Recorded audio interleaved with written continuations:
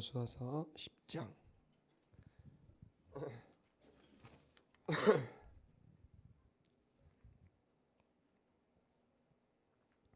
한 절씩 같이 교독하겠습니다. 그날에 여호수아가 막게다를 취하고 칼날로 그 성읍과 왕을 쳐서 그 성읍과 그 중에 있는 모든 사람을 진멸하여 한 사람도 남기지 아니하였으니 막게다 왕에게 행한 것이 여리고 왕에게 행한 것과 일반이었더라.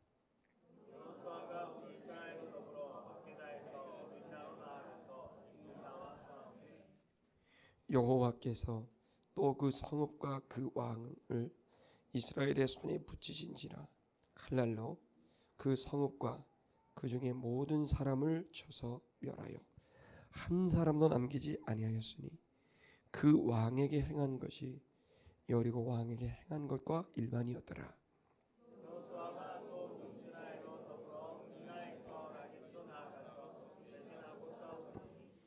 여호와께서 라기스를 이스라엘의 손에 붙이신지라 이튿날에 그 성읍을 취하고 칼날로 그것과 그 중에 모든 사람을 쳐서 멸하였으니 림나에 행한 것과 일반이었더라.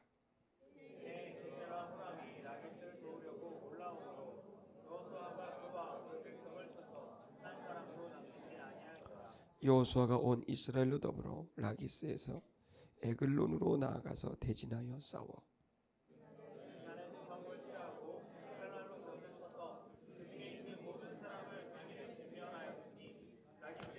것과 일반이었더라. 아멘.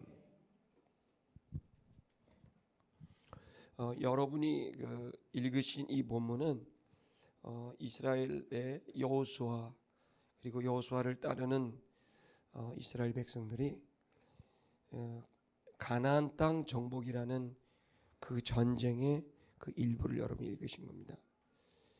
가나안 땅은 지금의 이스라엘 영토에 해당하는 땅인데요.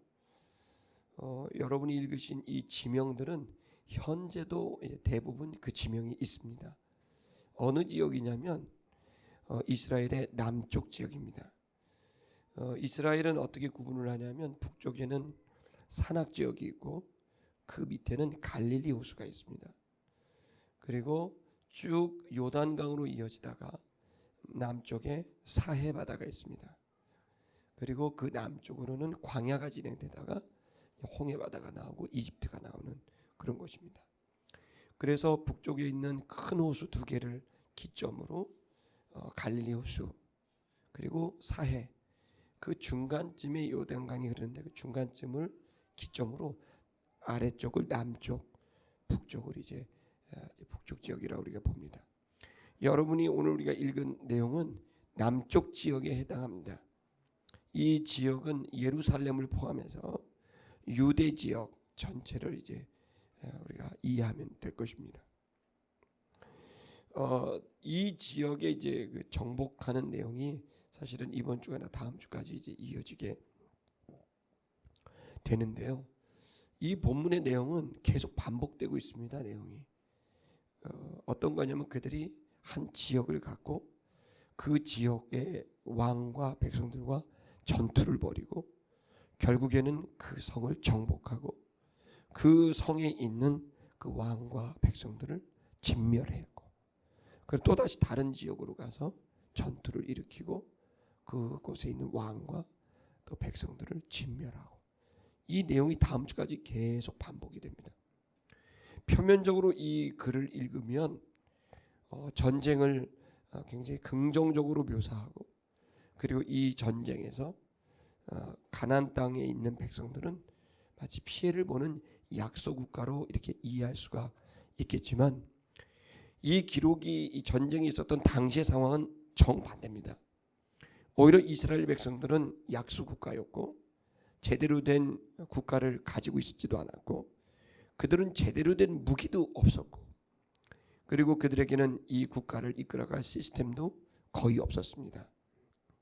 오로지 이스라엘 백성들이 이 전쟁에서 이길 수 있었던 이유는 그들이 가지고 있었던 어떤 객관적인 힘, 그들의 정치적인 힘, 군사적인 힘이 아니라 여호와 하나님의 말씀을 존중하고 그 말씀을 쫓아가는 데 있어서 이 승리들은 얻어 걸린 것 같은 승리입니다.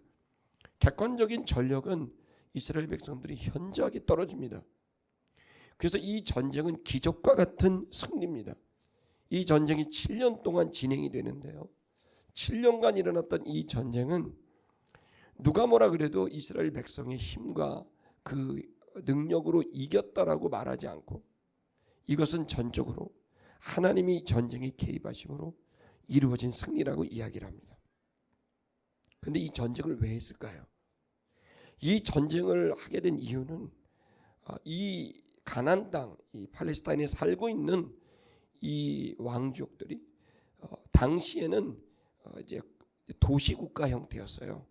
전체를 한 국가 지도자가 했던 왕이 아니라 이집트는 그랬지만 팔레스타인은 각 중요한 도시가 있었고 일반 그 마을이 있었고 거기에 힘을 갖고 있는 왕이 살고 있는 이제 도성들이 왕성들이 있었어요.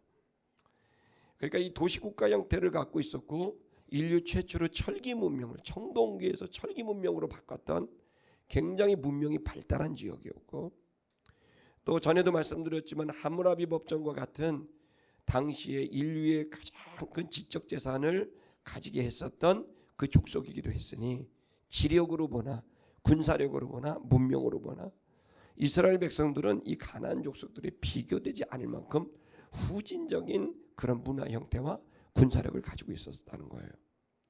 그런데 이 이스라엘 백성들을 통해서 하나님이 이 전쟁을 주도하시고 이끄신 이유는 이 팔레스타인에 있는 이 발달된 이 문명을 갖고 있는 이 가나안 족속들이 원래는 여호와 하나님을 섬겼던 노아의 자손들이었던 거예요.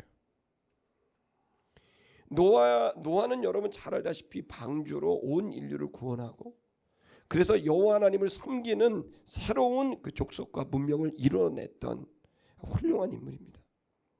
무엇보다도 믿음으로 살았던 훌륭한 이 조상인데 그 노아의 후손 중에 가나안이라고 하는 손자가 있었는데 이 가나안 손자들이 이제 이 가나안 땅을 이제 만들어 놓게 된 겁니다.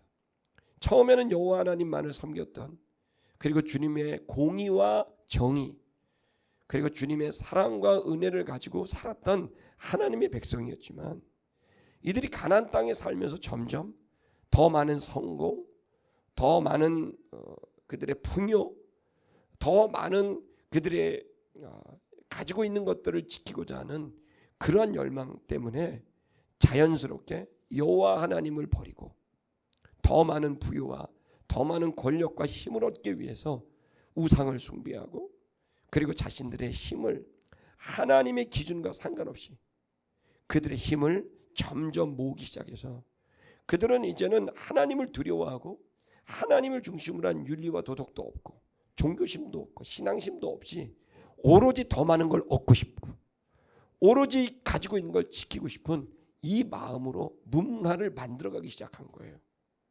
심지어는 어디까지 가냐면은 이때 당시에 전쟁이 일어날 당시에 가나안의 풍속 중에 가장 큰 풍속이 뭐냐면 자신들의 풍요를 위해서 신에게 자기의 친자식을 제물로 바주는 거예요. 이제는 자기 자식까지도 자신들의 성공을 위해서 희생시키는 말도 안 되는 문화가 그때 있었다는 거예요. 그러니까 하나님의 입장에서는 너무나 통탄할 일이고 가슴 아픈 일인 거죠. 더 이상 참을 수 없게 되자 하나님께서는 이 땅 가나안을 이 족속들을 이제 심판하시고 새로운 나라를 만들기로 결정하시게 된 거예요. 사실은요, 이 가나안 땅 이 여호수아가 정복할 그 당시만 하더라도요, 한 300~400년, 400~500년 전에 어떤 일이 있어요? 이 땅이 원래 아브라함이 살고 있었던 땅입니다. 믿음의 조상 아브라함이 이 남부 지역에서 주로 활동을 했어요. 그가 묻혔던 땅이 막벨라 굴인데요. 이 막벨라 굴에는 아브라함이 묻혔고 이삭이 묻혔고 야곱이 묻혔고 사라가 묻혔고 레아가 묻혔고 이 땅을 사서 아브라함은 자기가 땅을 소유하고 싶지 않았어요. 그러나 다만 자기가 묻힐 이 묘지를 사게 된 거죠. 거기가 이제 막벨라 굴입니다. 그는 땅 한 평에 대한 욕심은 없었지만 그의 오로지 관심은 많은 사람들을 섬기고 사랑하고 여호와 하나님을 전하고 싶은 이 열망으로 살았어요. 그리고 그가 그 지역, 지금 이제 정복하는 지역이, 이 사람이 원래는 메소포타미아에 살았는데 이 사람이 하나님의 감동을 받고 사명을 받게 됐어요. 그리고 황무지와 같던 이 땅으로 이주를 합니다. 수천 킬로를 걸어서. 그리고 그가 와서 이곳에서 하나님을 만났던 곳이 마므레라는 땅입니다. 그 마므레라는 땅에 상수리 나무가 있었는데 그 상수리 나무 아래서 천사와 대면하는 영적인 체험이 있었던 땅이에요. 그리고 이 마므레 상수리 나무에서 자기 조카 롯이 같이 왔는데, 조카 롯이 소돔과 고모라 성에서 똑같이 퇴폐와 향락과 자기 욕심과 그 욕구를 찾아가고 있는 소돔과 고모라 성에 살고 있는 자기 조카가 멸망을 당하게 될 위기에 놓이게 되자 이 마므레 땅에서 하나님께 간절히 천사와 씨름하면서 의인 10명만 있어도 이 성을 멸망시키지 않겠다라는 목숨을 건 중보기도를 하게 됩니다. 그러니까 하나님의 입장에서는 이 땅은 너무나 대단한 땅인 거예요. 추억이. 마지막에는 대표적으로 아브라함이 100세에 얻은 아들을 하나님이 그 바치라는 이 말씀을 받아들이면서 여기에 모리아 산에 가서 자기 아들을 바치는 이 사건도 바로 여러분이 보시는 이 장면, 이 땅에서 이루어진 일들인 거예요. 여러분, 원래 이 땅은 하나님께서 참 놀랍게 축복을 주셨고 은혜가 있었던 땅이었지만, 그리고 믿음의 위대한 영웅이 잘 살았던 땅이었지만, 그가 하나님의 부름을 받고 떠나자 이 땅은 욕심을 가진 인간들의 땅이 되어버리고 말한 거예요. 우상의 땅이 되어버리고 만 거예요. 여러분, 영원한 것은 없는 거죠. 그리고 400년이 지난 다음에 하나님께서는 이스라엘 노예, 이집트의 노예를 살고 있는 이스라엘 백성들을 깨우시고 그 중에 모세 한 사람을 깨워서 다시 이 땅을 회복하기로 결정하신 거예요. 그래서 결국에는 이집트를 떠났을 때 목적지는 정해져 있었어요. 우상의 땅 가나안을 회복하겠다는 거예요. 여호와의 공의와 정의, 은혜와 사랑의 강물같이 넘치는 땅을 만들고 싶으셨던 거예요. 하나님의 나라, 하나님의 의가 가득한 나라를 만들고 싶으셔서 이 전쟁을 시작하신 겁니다. 그래서 이 전쟁은 이스라엘 백성에게는 하나님의 나라와 하나님의 의를 이루는 하나의 방법이었지만, 가나안 족속들에게는 하나님을 떠나고 욕망과 욕심에 따라간 이들에 대한 하나님의 무서운 심판이었던 겁니다. 그래서 이 전쟁의 당위성은 이 이스라엘 가나안 백성들이 하나님을 떠났을 때 얼마나 타락할 수 있는가를 보여주고, 그리고 이 타락이 쌓이고 쌓였을 때 하나님은 반드시 그것에 대한 책임을 물으신다는 내용이 들어있는 겁니다. 아름다운 교회 성도 여러분, 오늘 우리는 주님을 쫓아 살아가고 있는 사람들입니다. 여러분이 끝까지 아브라함과 그의 자손들이 그러하던 주님을 쫓아 주님을 나의 삶의 기준으로 여길 수 있는, 주님을 생생히 붙들고 쫓아갈 수 있는 우리가 되기를 주의 이름으로 축복합니다. 주님을 놓치게 되면 기준이 사라집니다. 기준은 오로지 내가 되게 됩니다. 내가 좋으면 다 할 수 있는 것이고 내가 싫으면 하지 않아도 되는, 그것이 이 세상이 흘러가고 있는 모습인데, 지금도 대한민국은, 전 세계는 그렇게 아이들을 가르치고 있습니다. 그러나 여러분, 그렇게 살았을 때 인간이 얼마나 이기적으로 바뀔 수 있는가. 그리고 그것이 계속해서 쌓이게 됐을 때 인간은 절대로 공의와 정의를 선택하는 게 아니라 자신의 취향과 자신의 욕망을 선택하게 된다는 걸 우린 역사의 모든 사건을 통해 알고 있습니다. 아름다운 교회 성도 여러분, 이 땅을 창조하시고 나를 지으시고 죄를 범한 나이지만 끝까지 구원하시고 포기하지 않고 자녀 삼으신 주님을 놓치지 않기를 주의 이름으로 축복합니다. 주님이 계시면 기회가 있습니다. 그러나 주님을 놓치면 기회가 없습니다. 내가 하고 싶은 일들 하다가 결국에는 쓸쓸히 우리 인생을 마감할 수밖에 없습니다. 아름다운 성도 여러분, 다시 한번 주님을 붙드시기를 주의 이름으로 축복합니다. 또한 이 전쟁은 표면적으로 보면 이스라엘 백성들이 가나안 족속들을 이제 싸워서 정복하는 그냥 민족 대 민족의 전쟁으로 보이지만 이것은 훗날에 오게 될 영원한 영적인 전쟁에 대한 원시적 형태의 예를 우리에게 보여주고 있는 겁니다. 요한계시록을 보게 되면 이것을 잘 정리하고 있습니다.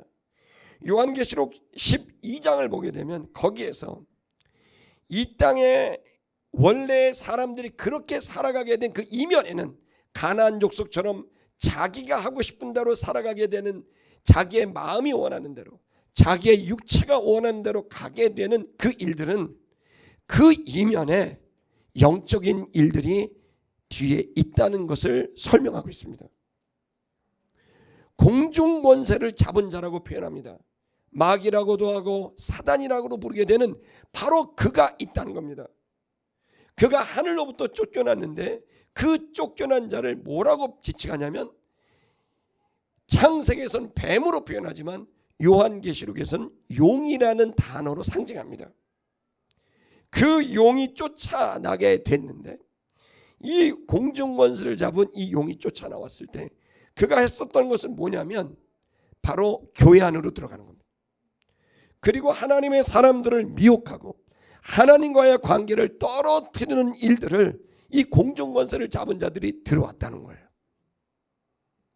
그리고 공중권세를 잡은 용이 짐승이라고 상징되는 그들을 세워서 자신의 권세를 짐승에게 이양을 합니다. 그러면 이 짐승들이, 수많은 짐승들이 수많은 사람들을, 많은 사람들, 교회와 일반 백성들을 미혹하기도 하고 압박하기도 해서 정치적으로, 경제적으로, 종교적으로 압박하고 유혹해서 하나님으로부터 떨어지게 하든지 하나님께로 가지 못하게 하는 일체의 핍박과 유혹을 이 짐승들이 주도적으로 하게 되겠다는 표현을 13장에 얘기하고 있습니다. 그래서 이들은 지금도 살아있어서 많은 사람들을 하나님께로 가지 못하게 하는 문명, 하나님께로 가지 못하게 하는 종교, 사상, 문화를 만들어내는 거예요. 이에 비해서 하나님께서는 이러한 흐름 안에 하나님의 성령을 부어주셔서 교회를 세워주시고 교회의 권위를 부어주셔서 이 교회를 통해 이 어둠의 권세가 하는 일들로부터 사람들을 깨우치게 하고 그 사람들을 구출해내서 하나님께로 돌아가 하나님의 나라의 백성이 되게 하는 일을 교회에게 맡기셨다는 거예요. 그래서 여러분, 이 땅은 쫓겨난 용들의 권위를, 용의 권위를 받은 짐승들과 성령의 권위를 받은 교회가 이 둘이 싸움으로 대척점을 이루고 싸우고 있는 형태라고 하는 것이 성경이 우리에게 주는 영적인 판도인 것입니다. 그리고 이 둘은 마치 더 많은 사람들을 자기의 편으로 만들게 하기 위해 끊임없이 일하고 있다는 것을 말해주고 있습니다. 이걸 전쟁이라고 말하고 싸움이라고 말하는 거죠.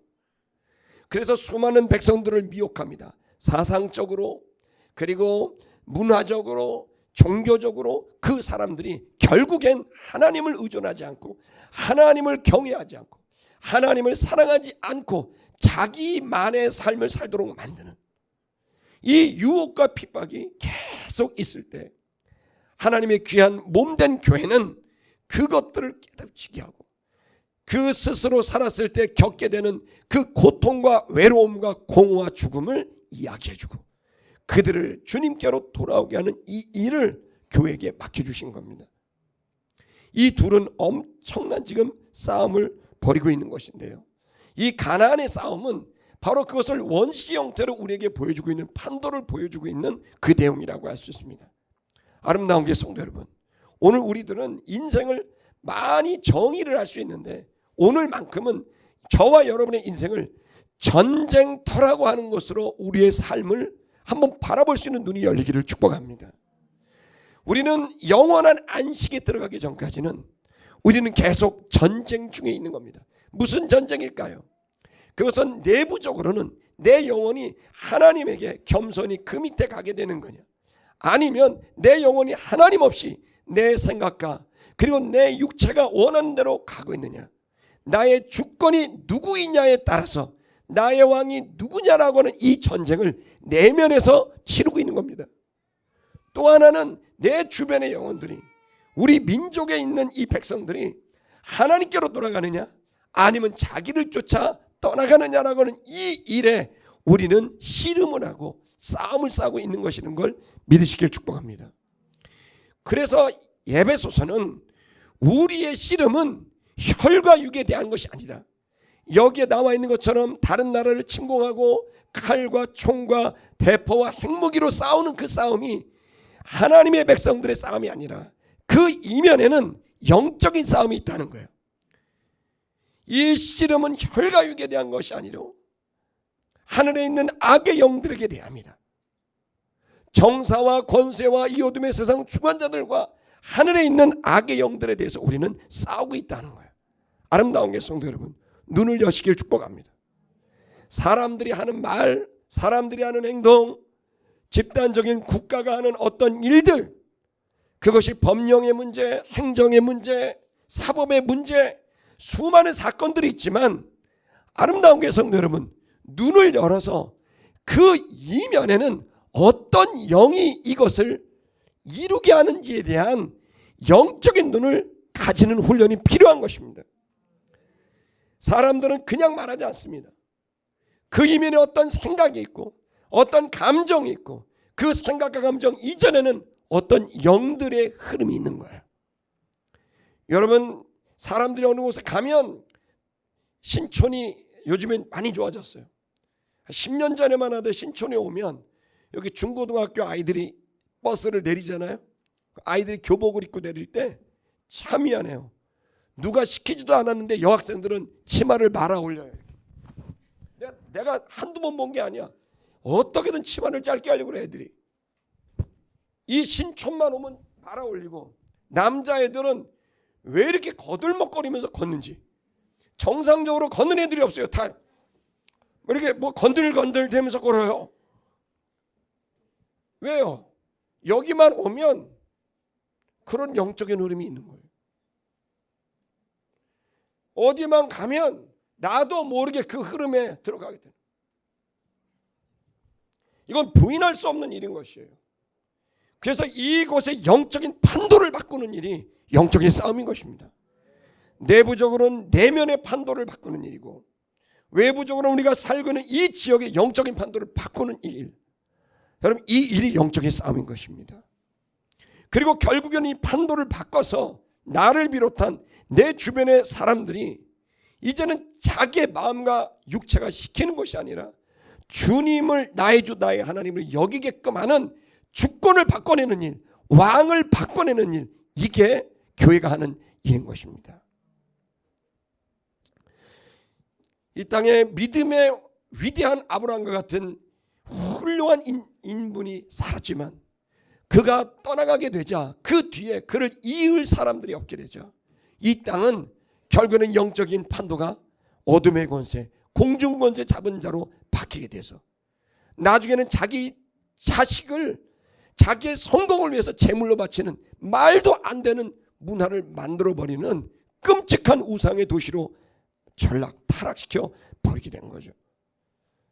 우리의 영적 싸움은 나 하나의 구원을 넘어서 우리가 살고 있는 이 시대와 대한민국이 파렴치한 인간들로 구성되어 있는 공동체가 아니라 하나님을 두려워함으로 주님의 공의와 정의를 붙들고 은혜와 사랑을 붙드는, 여러분 그런 하나님의 나라와 의가 이루어지는 민족 공동체, 국가 공동체가 되길 위해 우리의 싸움이 계속되어야 될 것을 믿으시기 바랍니다.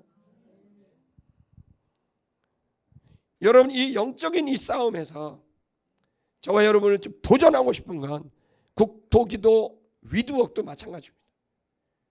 이것을 할 때마다 느끼는 게 뭐냐면 9년째 하는데 엄청난 싸움들이 있습니다. 이 귀한 일들을 가게 됐을 때 마귀는 당연히 안 좋아합니다. 말도 안 되는 오해와 말도 안 되는 말과 행동이 막 일어나게 되면서 국토기도 한번 갔다 오면 교회가 다 뒤집어져 있는 거예요. 이것은 부인할 수 없는 영적인 싸움이라는 게 맞습니다. 이 나라와 이 민족이 속히 정상적인 지도자가 되는 날이 와야 될 줄 믿습니다. 북한도 그렇고 남한도 그렇고 정말 이 민족이 한 번의 기회를 얻어서 세계 열방을 도울 수 있는 훌륭한 나라로 서게 되는 기회가 열려야 합니다. 예수 그리스도의 십자가를 우리의 민족의 정신으로 가져서 우리 민족은 부자 되고 싶은, 다른 나라 민족을 다 재산을 빼서 부자 되고 성공되고 싶은 나라가 아니라 우리 민족은 다른 민족을 섬겨서 다른 사람들도 좋게 만들 수 있는 희생의 십자가의 민족으로 바꾸는 이 한민족의 민족 개조가 일어나야 되는 거예요. 이러한 정신, 이러한 사상과 문화가, 십자가의 사상과 문화가 예수 그리스도가 가르쳐준 바로 그 사상과 문화가 우리 가운데 일어나게 되는 이 일들을 위해서, 아름다운 교회 성도 여러분, 저와 여러분은 무명의 사람이고 소시민들이지만 하나님 앞에 이 싸움을 싸우게 됐을 때 하나님께서 이 큰 전쟁을 이기게 하시는 은혜를 맛보게 될 것을 소망하기를 축복합니다. 여호수아는 그 백성들과 함께 이 전쟁을 이제 치르고 있습니다. 그가 사람을 죽이고 싶어서 땅 욕심이 있어서 전쟁을 치른 게 아닙니다. 그는 오로지 사명, 주님이 부른 거예요. 이 땅이 회복되기를 원한다. 그리고 이것을 할 수 있는 유일한 방법은 전쟁을 치르는 겁니다. 그는 사명을 따라 전쟁을 치렀고, 그리고 주님께서 7년 만에 놀라운 승리를 허락해 주셨습니다. 여러분, 우리의 이 싸움에, 여러분, 이 싸움이 있다는 건 기분이 나빠서 싸우는 게 아닙니다. 이 싸움은 사명 때문에 싸우는 거예요. 대한민국의 정치의 흐름을 보십시오. 그들 모두가 자기가 갖고 있는 이데올로기를 갖고 싸우는 겁니다. 각자의 시대의 요청이 다르다고 해석되고 그걸 위해서 싸우는 겁니다. 여러분, 우리는 그거보다 더 높은 하나님의 나라와 의를 위해 싸우는 걸 믿으시기 바랍니다. 무엇보다도 한 영혼이 천하보다 귀중하다는 생명을 사랑하는 마음에서 싸우고 있는 거예요. 여러분 싸워보셨죠? 근데 여러분의 싸움의 내용을 보세요. 기분 나빠서 싸웠나요? 아니면 사명 때문에 싸웠나요? 여러분이 자존심이 상해서 싸웠나요? 아니면 하나님의 이름과 그분의 일을 위해서 싸웠나요? 무너진 교회의 권위를 위해서 싸웠나요? 죽어가는 영혼들을 위해 싸웠나요? 우리의 싸움의 내용을 보십시오. 저와 여러분이 주님의 사명 때문에 싸울 수 있는 우리의 모습, 그 단호함이 있기를 주의 이름으로 축복합니다. 여호수아 10장 28절 35절인데요. 사실 본문은 계속 반복이기 때문에 우리 한번 내용을 좀 보십시다.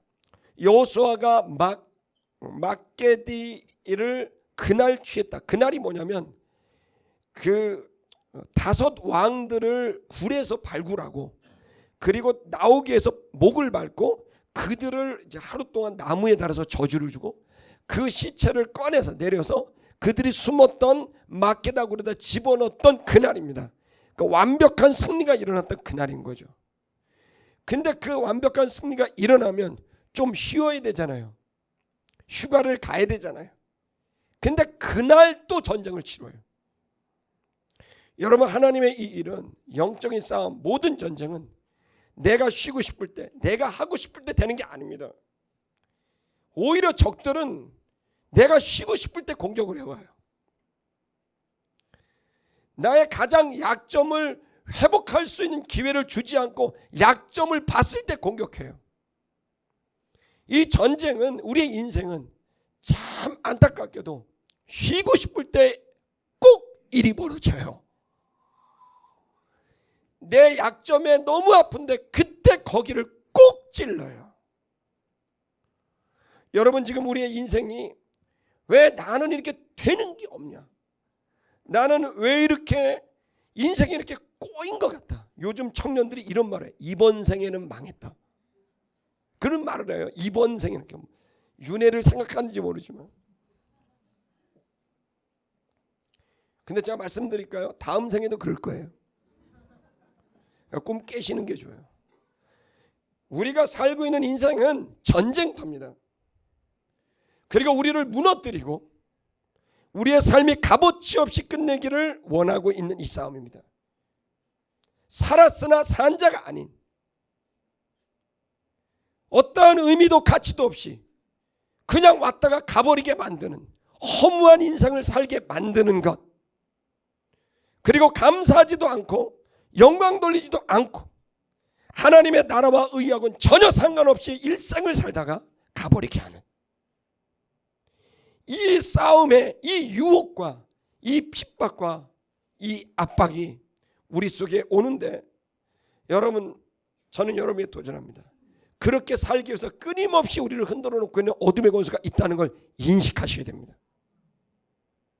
인생은 그냥 살면 사라지는 게 아닙니다. 오늘에 있는 본문처럼 분명한 우리의 대적이 있고, 그 대적은 정확하게 우리를 알고 있고, 그리고 우리의 가장 힘들고 어려운 그 시점에 우리에게 다가온다는 거예요. 그러니 여러분, 이상하게 여기지 마세요. 그걸 이상하고 섭섭하게 여기지 마세요. 그것은 오히려 오늘 우리들에게 또 한 번의 하나님의 전적인 능력을 체험할 수 있는, 하나님의 존재에 대한, 하나님에 대한 믿음에 대한, 소망에 대한, 그 사랑에 대한 체험을 할 수 있는 기회로 만들 수 있어요.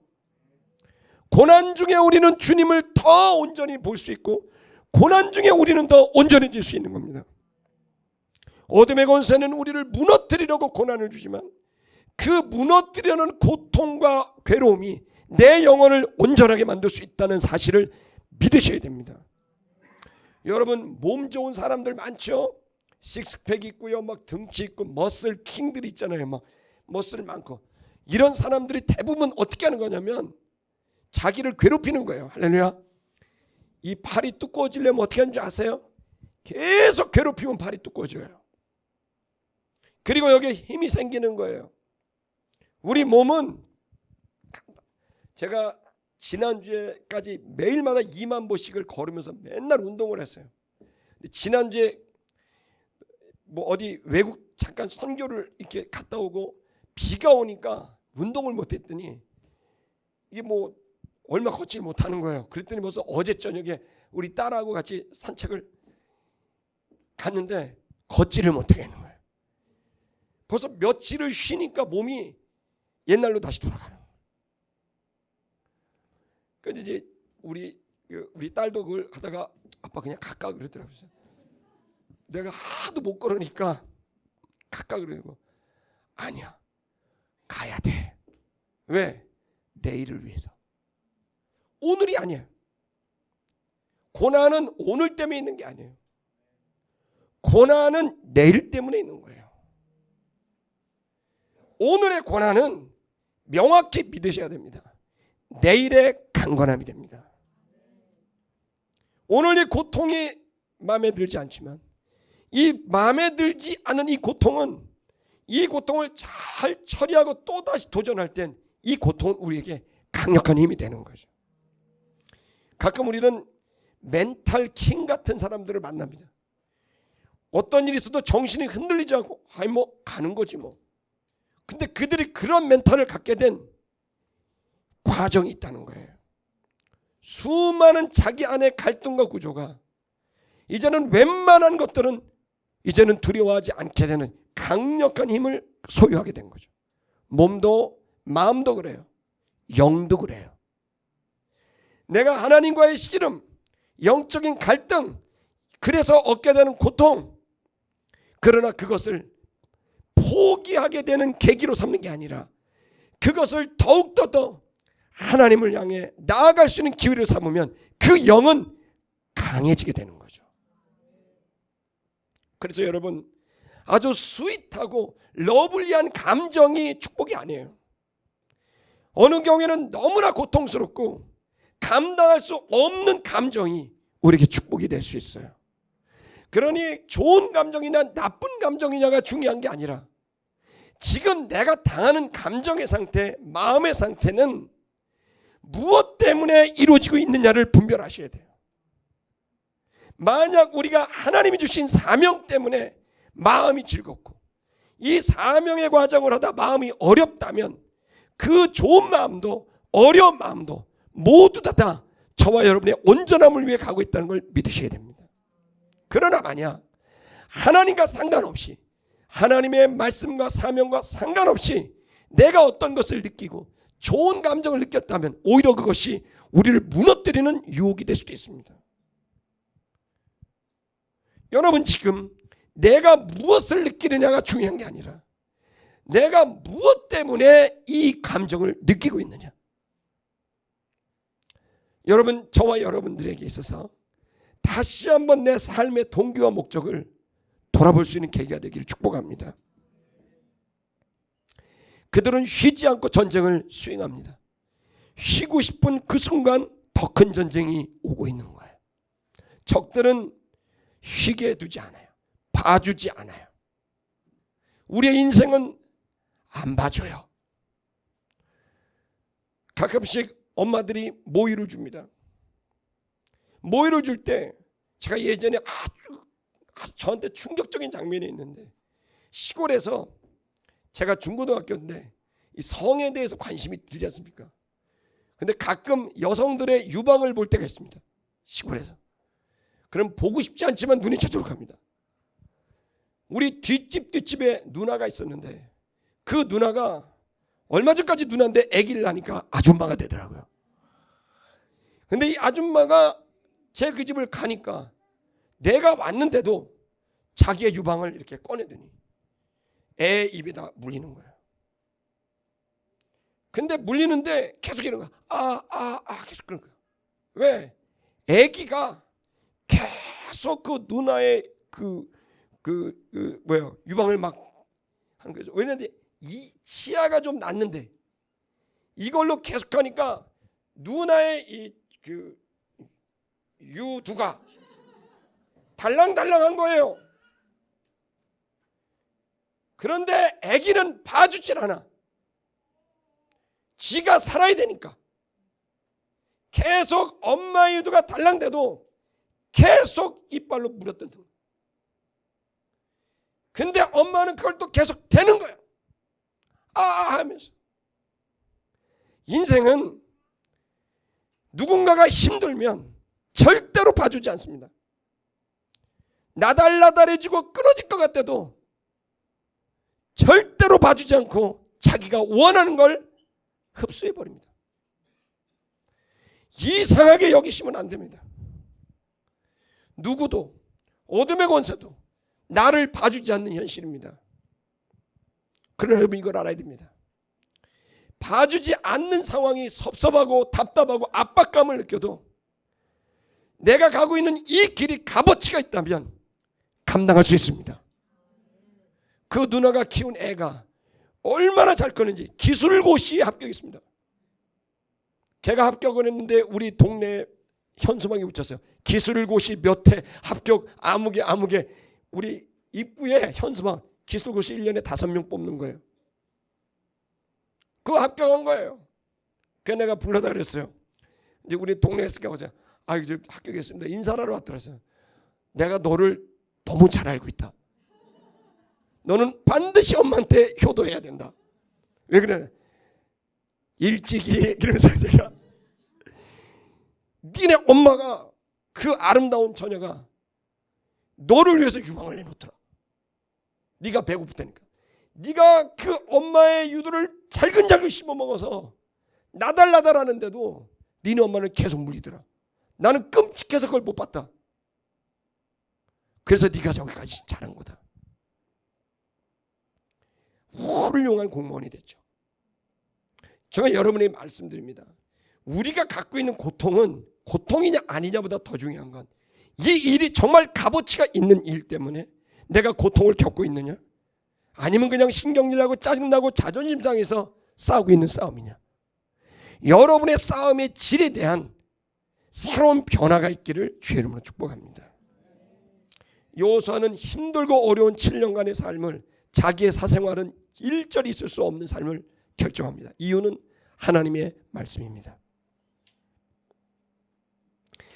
그래서 그들이 칼날을 성읍을 쳐서 이제 이제 정복 전쟁을 합니다. 여기 친다는 건 심판한다, 벌을 준다는 뜻도 들어 있습니다. 넘기시면 그가 왕들을, 그 성읍에 있는 왕들을 전부 진멸했다는 거예요. 그리고 그가 한 사람도 남기지 않고 전부 진멸했다. 이건 하나님의 명령이었어요.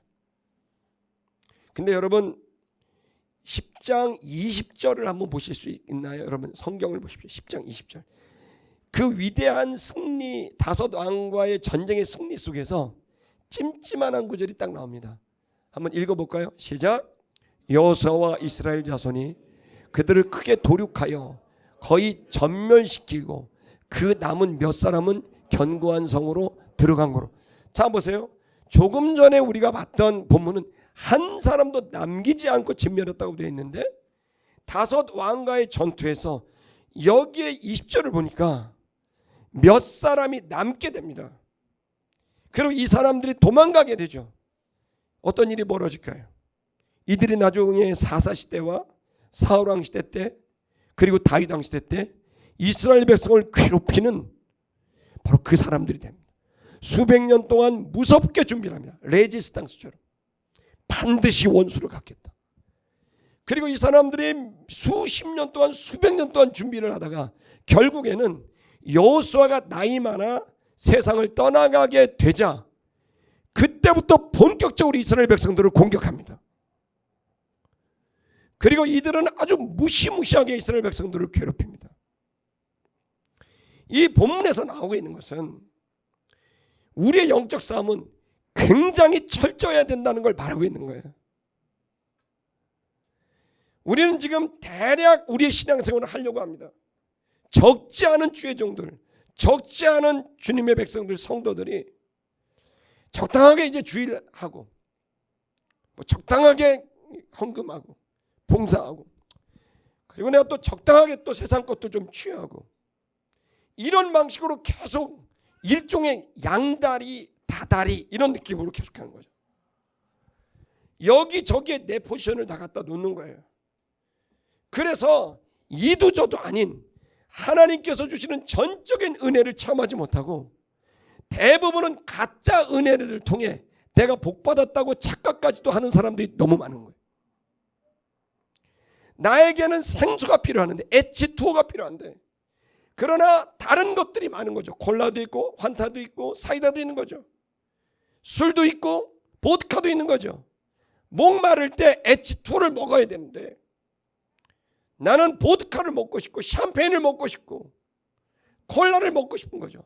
그럼 먹으면 갈증은 해소되는 것 같아서 행복감을 느끼지만 결국 그게 내 몸을 상하게 하는 겁니다.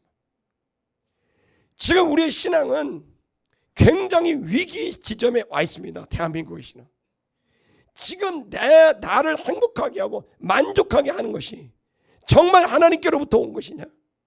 아니면 하나님께로 온 것이라고 말을 하나 실제로는 세상이 주는 것들이냐?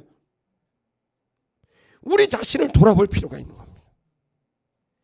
정말 생수 때문에 나는 해결하고 있는가? 아니면 생수를 위장한 그 독이 들어있는 것들로 나는 연명하고 있느냐? 아름다운 교회 성도 여러분, 철저하게 내 자신과의 싸움을 싸우셔야 됩니다. 그건 저도 마찬가지고 여러분도 마찬가지고 우리의 이 싸움은 타협의 지점이 없습니다.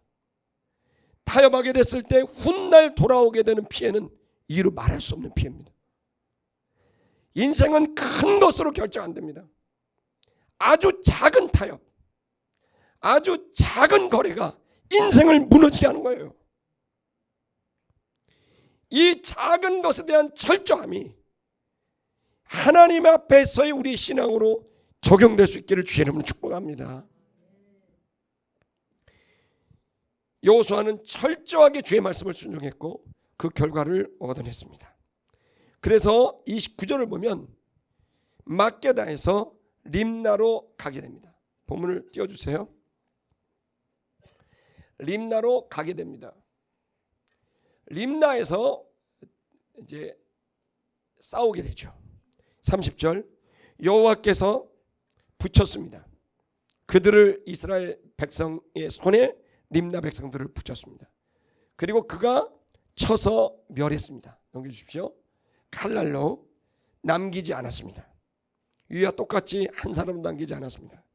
그가 여리고 왕에게 한 것처럼 그대로 했습니다. 31절. 또 여호수아가 이제는 림나에서 라기스로 이동합니다. 대진합니다. 전쟁을 준비하고 싸웠습니다. 32절. 그리고 라기스를 여호와께서 붙였습니다. 이스라엘 손에. 그래서 그 성읍을 이튿날 전쟁을 하루만 하고 승리를 해버린 거예요.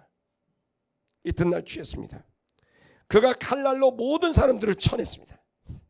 림나에서 했었던 것과 똑같이 철저하게 전쟁을 수행했습니다.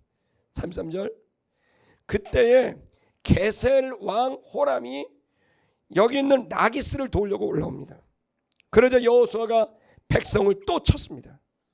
한 사람도 남기지 않고 게셀 호람 왕을 비롯한 이 족속이 전멸합니다. 34절에 여호수아가 나아갔습니다. 이번엔 에글론으로 갑니다. 남부 지역 전체를 도는 거죠. 그리고 다시 대진하고 싸웁니다. 35절. 그들이 그 성읍을 그날에 이튿날도 아니라 당일에 취해버립니다. 그들이 쳤습니다. 모든 사람을 쳤습니다. 당일에 그날에 모두 진멸합니다. 그리고 그가 행한 것이 전에 한 것과 똑같이 철저하게 전쟁을 했다는 겁니다. 저를 보십시오, 여러분. 거듭 여러분과 저 자신에게 도전하고 싶습니다. 여러분, 우리의 신앙을 다시 바르게 세워야 됩니다. 그리고 철저해야 됩니다. 어설픈 콜라나 어설픈 보드카로 내 목마름을 해결하려고 하지 마십시다. 우리는 주님이 필요한 겁니다. 그 주님이 주는 것이 무엇인지 맛보지 않은 사람은 가지 않습니다. 제가 예전에 우리 안양의 신학교 다닐 때 그 뒷산에 약수터가 기가 막힌 게 있었습니다. 이 약수터를 학교 공부하다가 올라가면 동네 사람들이 이 병을 쫙 줄을 서놓습니다. 절대로 사람이 접근하기 어려운 지역인데 수많은 사람들이 통을 들고 옵니다. 왜 그러느냐? 이 약수의 진짜 약수의 맛을 알았기 때문입니다. 누가 오라 그러지도 않았는데 그 맛을 아니까 사방팔방에서 가방에다가 통을 메고 거기까지 와서 그 약수를 받아갑니다. 이유는 한 가지입니다. 그 약수를 맛봤기 때문입니다. 아름다운 교회 성도 여러분, 지금 이 여름에 주님을 맛봐야 됩니다. 그래야 그 주님이 주시는 맛이 뭔지 그걸 알아야 하지 말라고 하지 않아도 주님을 선택할 수 있게 되는 거죠. 여러분, 이 여름에, 더우신 이 여름에 주님 앞에 깊이 나아가셔서 주님을 맛볼 수 있기를 축복하고 타협 없이 승리할 수 있기를 주의 이름으로 축복합니다.